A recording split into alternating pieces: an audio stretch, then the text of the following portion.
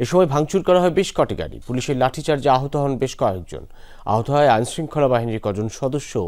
সচিবালয়ের বাইরেও ধাওয়া পাল্টা ধাওয়া হয়েছে দুপক্ষের।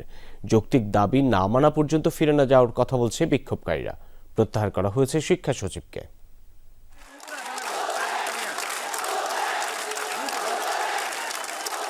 দুপুর 1:30 থেকে সচিবালয় এলাকায় জড়ো হতে থাকে বিক্ষুব্ধ শিক্ষার্থীরা।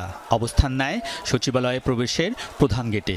এ সময় তারা মাইলস্টোন স্কুল কলেজে মর্মান্তিক বিমান দুর্ঘটনার ঘটনাকে কেন্দ্র করে চলমান এইচএসসি পরীক্ষা স্থগিত সংক্রান্ত সিদ্ধান্তহীনতায় শিক্ষা উপদেষ্টা ও সচিবকে অপসারণ সহ 6 দফা দাবিতে স্লোগান দিতে থাকে। পরের দিনই যে পরীক্ষা হবে বা হবে না এ বিষয়ে কোনো ক্লিয়ার ডিসিশন দেয় নাই। উনি রাতের 3টা বাজে কিভাবে নির্দেশনা দিয়ে পরীক্ষা স্থগিত করে? উনি কতটা রেসপন্সিবল? আমাদের শিক্ষকদের উপরে হামলা করা হয়েছে। এখন এগুলার কি সরকার কি দায় নেবে না? আজকে যখন শিক্ষা ব্যবস্থার আপনার সংস্কার করা উচিত, সেখানে শিক্ষা ব্যবস্থার সংস্কার না করে তারা করছে শিক্ষার্থীদের উপর জুলুম।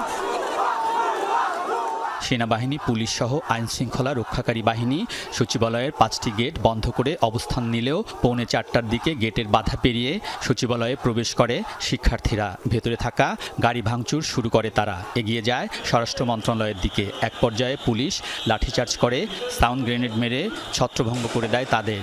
আতঙ্ক ছড়িয়ে পড়ে কর্মকর্তা কর্মচারীদের মাঝে।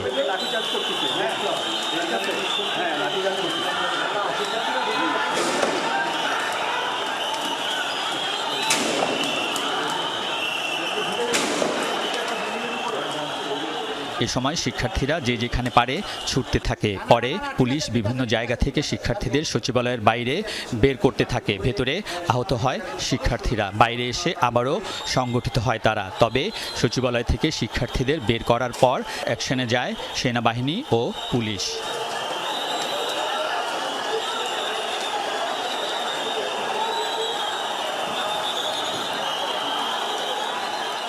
টিয়ার গ্যাস ও সাউন্ড গ্রেনেড ছোড়ে শিক্ষার্থীরা ছত্রভঙ্গ হয়ে সচিবালয়ের সামনের রাস্তা দিয়ে গুলিস্তানে 0 পয়েন্ট, শিক্ষা ভবন ও প্রেস ক্লাবের দিকে অবস্থান নেয়। কয়েক দফা ধাওয়া পাল্টা ধাওয়ার ঘটনা ঘটে।